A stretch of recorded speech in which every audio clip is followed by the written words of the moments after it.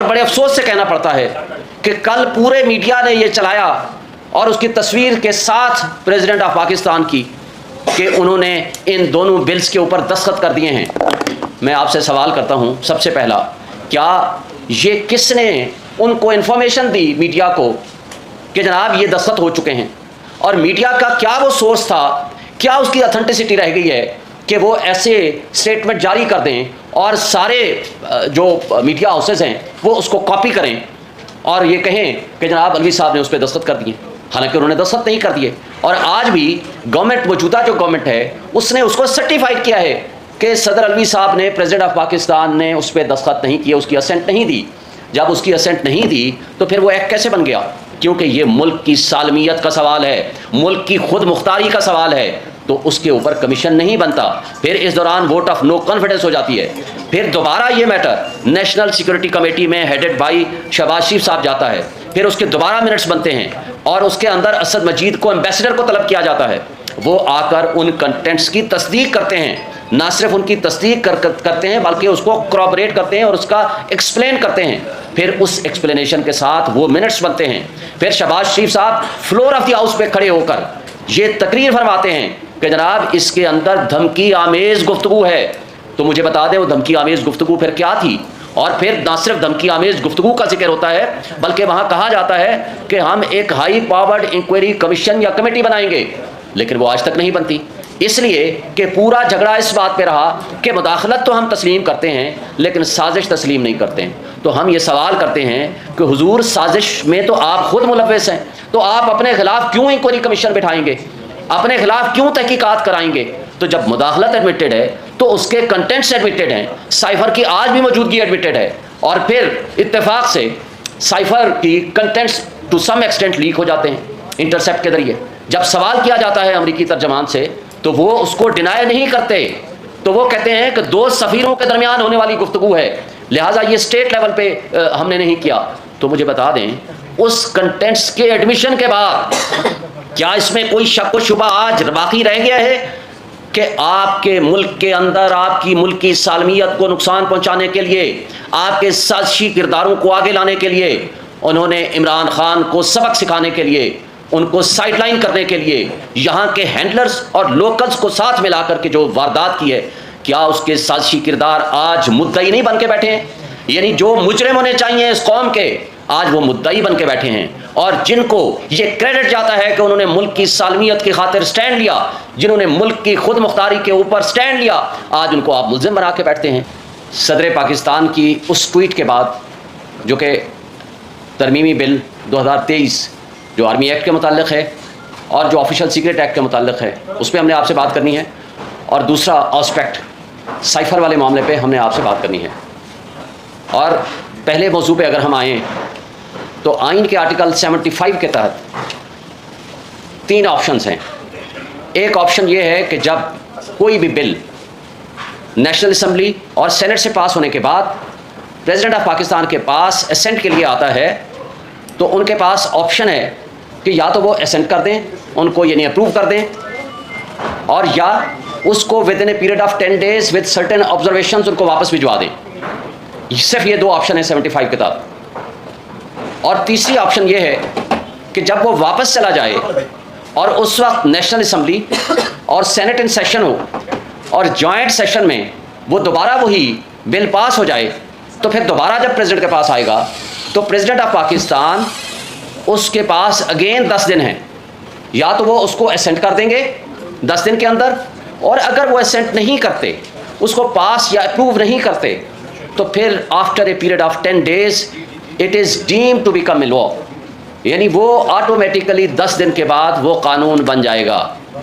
जबकि यहाँ अगर पहली सूरत हो, यानी ना तो उन्होंने उसको रिटर्न किया फ़र्ज़ करें, ना ही उसको दस्तखत किए, तो वो कानून नहीं बनेगा जब तक दोबारा रिकन्सिडरेशन के लिए ना भेजा जाए। लेकिन यहाँ जो पोजीशन है वो मुख्तलिफ है। यहाँ प्रेसिडेंट ऑफ पाकिस्तान ने, जो कि आइनी सरबराह हैं, पार्लिमान का वो हिस्सा हैं और वो supreme commander of the army हैं, इस वक्त सबसे बड़ी पोजीशन जो है वो प्रेसिडेंट ऑफ पाकिस्तान की है। लिहाजा जब उसने ट्वीट कर दिया, उसने ये वाज़ेह कर दिया कि उसने अपने स्टाफ को ये कह दिया कि इस बिल को, इन दोनों बिल्स को, तरमीमी बिल आर्मी एक्ट वाला, तरमीमी बिल ऑफिशियल सीक्रेट एक्ट वाला, कि इन दोनों को वापस भेज दिया जाए।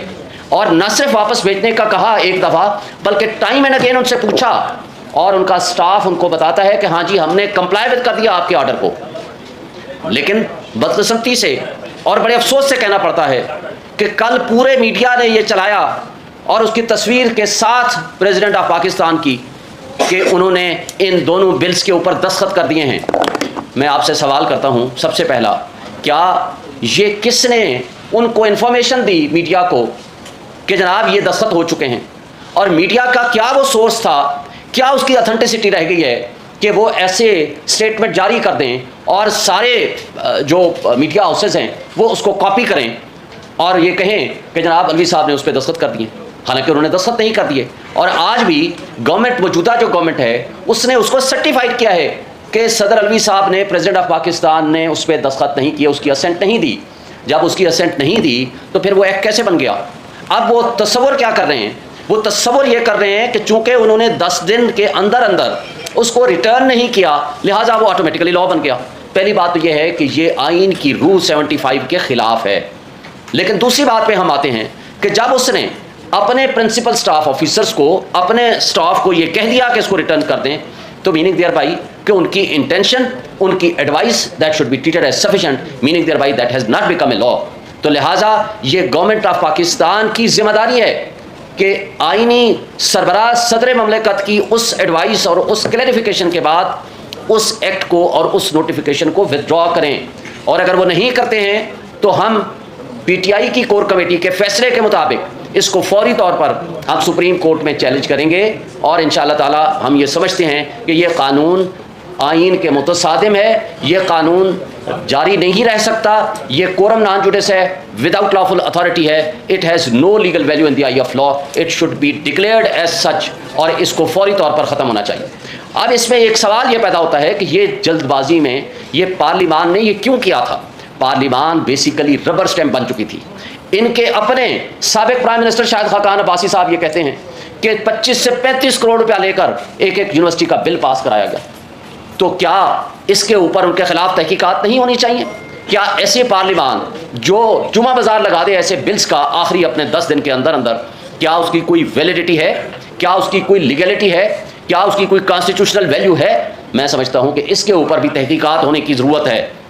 उसके साथ साथ आपको पता है कि मिलिट्री कोर्ट्स के हवाले से सुप्रीम कोर्ट में पिटीशन पेंडिंग है, और बज़ाहिर ये नज़र आ रहा है कि सुप्रीम कोर्ट की साबका जजमेंट्स की रोशनी में सुप्रीम कोर्ट ये डिक्लेयर कर सकती है कि सिविलियंस के ऊपर मिलिट्री लॉज और मिलिट्री कोर्ट्स नहीं ट्राई कर सकती, लिहाजा ये सिविलियन सुप्रीमेसी के भी खिलाफ है।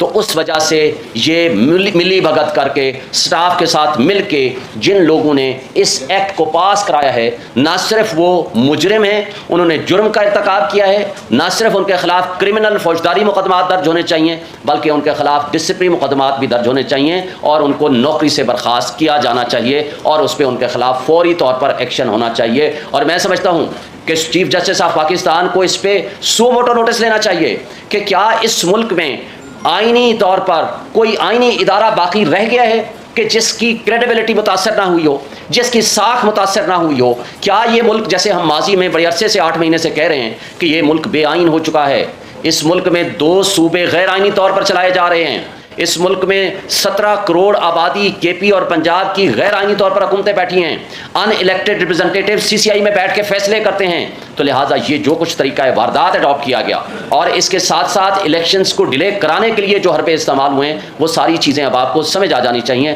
कौम को समझ आ जानी चाहिए कि ये तर्ज अमल इसलिए अडॉप्ट किया जा रहा है ताकि पाकिस्तान में आइन की बालादस्ती और कानून की हुक्मरानी का जो ट्रू स्पिरिट और जो तकाजा है उससे रूगर्दानी हो सके। ये हमारा एक एस्पेक्ट था। अब दूसरा एस्पेक्ट साइफर के हवाले से, ये बड़ा इंपॉर्टेंट और बहुत अहम है।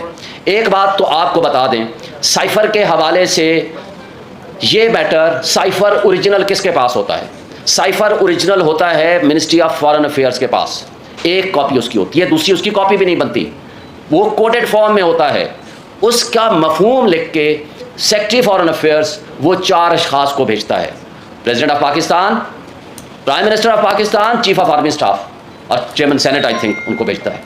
अब उसके ऊपर जब प्राइम मिनिस्टर साहब के पास वो कॉपी आती है, वो मैटर कैबिनेट में जाता है, कैबिनेट में वो डीक्लासिफाई होता है, यानी क्लासिफाइड डॉक्यूमेंट वो नहीं रहा।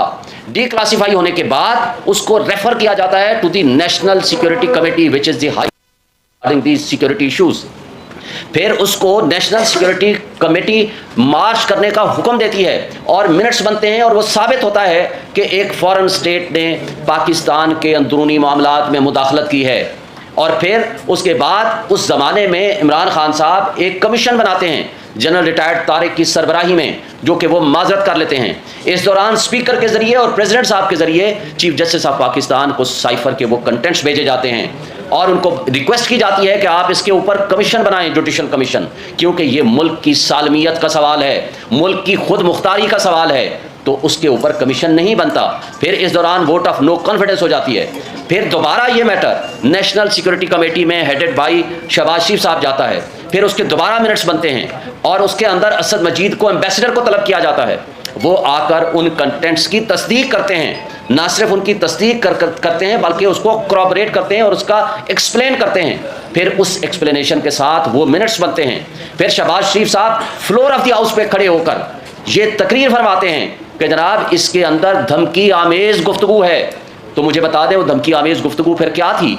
और फिर ना सिर्फ धमकी आमेज गुफ्तगू का जिक्र होता है बल्कि वहाँ कहा जाता है कि हम एक हाई पावर्ड इंक्वायरी कमीशन या कमेटी बनाएंगे, लेकिन वो आज तक नहीं बनती।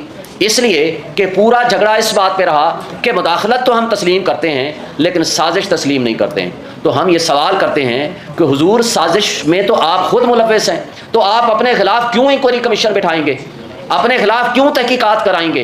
तो जब मुदाखलत एडमिटेड है तो उसके कंटेंट्स एडमिटेड हैं, साइफर की आज भी मौजूदगी एडमिटेड है, और फिर इत्तेफाक से साइफर की contents to some extent leak हो जाते हैं इंटरसेप्ट के जरिए। जब सवाल किया जाता है अमरीकी तर्जमान से तो वो उसको डिनाई नहीं करते, तो वो कहते हैं कि दो सफ़ीरों के दरमियान होने वाली गुफ्तगू है, लिहाजा ये स्टेट लेवल पे हमने नहीं किया। तो मुझे बता दें उस कंटेंट्स के एडमिशन के बाद क्या इसमें कोई शक व शुबा आज बाकी रह गया है कि आपके मुल्क के अंदर आपकी मुल्क की सालमियत को नुकसान पहुंचाने के लिए, आपके साजिशी किरदारों को आगे लाने के लिए, उन्होंने इमरान खान को सबक सिखाने के लिए, उनको साइडलाइन करने के लिए यहाँ के हैंडलर्स और लोकल्स को साथ मिला करके जो वारदात की है, क्या उसके साजिशी किरदार आज मुद्दई नहीं बन के बैठे हैं? यानी जो मुजरिम होने चाहिए इस कौम के आज वो मुद्दई बन के बैठे हैं, और जिनको ये क्रेडिट जाता है कि उन्होंने मुल्क की सालमियत की खातिर स्टैंड लिया, जिन्होंने मुल्क की खुद मुख्तारी के ऊपर स्टैंड लिया, आज उनको आप मुल्जिम बना के बैठते हैं। ये कितनी अफसोसनाक बात है।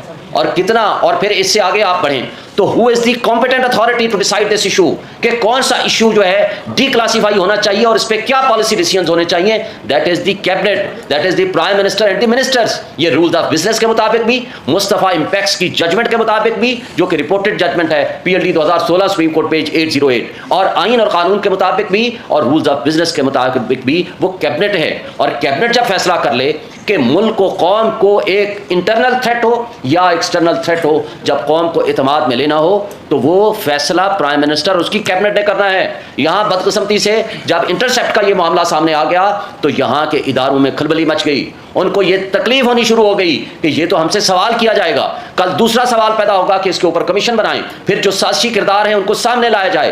तो उससे तवज्जो हटाने के लिए इस तरह के हर हथकंडे हमेशा इस्तेमाल हुए हैं। और ये FIR जो 15/8 को काटी गई, सवाल ये पैदा होता है कि अगर FIR 15/8 को कट गई थी तो फिर क्या वो वजूहात थी? ना तो उस FIR की कापी किसी मीडिया पर्सन के पास थी, और हमने मुसलसल जिद्दोजहद की और कोशिश की कि हमें कापी मिल जाए, हमें भी कापी नहीं मिली ताकि हम बेल बिफोर अरेस्ट करा सकें। और कल जब आपके सामने यहाँ प्रेस कॉन्फ्रेंस करके हम गए हैं, अभी शाह महमूद कुरैशी साहब घर पहुँचे ही थे तो उनको गिरफ्तार कर लिया गया। मीनिंग देयर भाई, आज वो इमरान खान के साथ खड़े हैं, वो पाकिस्तान की सबसे बड़ी पार्टी की एक लिहाज से इमरान खान के बाद सीनियर मोस्ट लीडरशिप में आते हैं, इसलिए उनको गिरफ्तार किया जाना ज़रूरी था ताकि एक पॉलिटिकल विक्टिमाइजेशन के ज़रिए जो PTI को क्रश करने की एक पॉलिसी चल रही है, उस पे अमल दरामद हो सके और उस जरिए से ये सबक सिखा सकें कि आप खान साहब के साथ क्यों खड़े हैं। प्रेस कॉन्फ्रेंस अगर अदरवाइज होती, अगर in favour of the against the Imran Khan और पीटीआई होती, तो अगले दिन सारे गुनाह माफ हो जाते, फिर ना मिलिट्री एक्ट लगता, ना कोई और मुकदमा होता, ना किसी किस्म की कोई और वारदात होती। और फिर ये जो आर्मी एक्ट वाला मामला है, आपको पता है कि चूंकि वहां आर्मी एक्ट के हवाले से केस चल रहा है, और ये इसलिए भी ये कराना जरूरी था कि वहां सिविलियंस के ऊपर मिलिट्री ट्रायल नहीं हो सकता, इस वजह से भी by force and by mala fide intention इस एक्ट को पास कराया गया कि ताकि जो लेकुना है उसको फिल इन किया जा सके। और इसके साथ साथ मैं आपसे एक गुजारिश करूंगा कि हमारे मीडिया वाले दोस्त और हमारे सोशल मीडिया वाले और सारे हक सच बताएं, लोगों को वो हक और सच की तलकीन करें। और इसलिए कि जो आज आईनी हुकूक मुअत्तल हो चुके हैं हमारे पाकिस्तानियों के, जिस तरह का तर्ज अमल पीटीआई के साथ और पीटीआई के वर्कर के साथ किया जा रहा है, ये बहुत बड़ा जुल्म है, ज्यादती है, और इस पर आप सबका फर्ज है कि आवाज़ उठाएं। Thank you.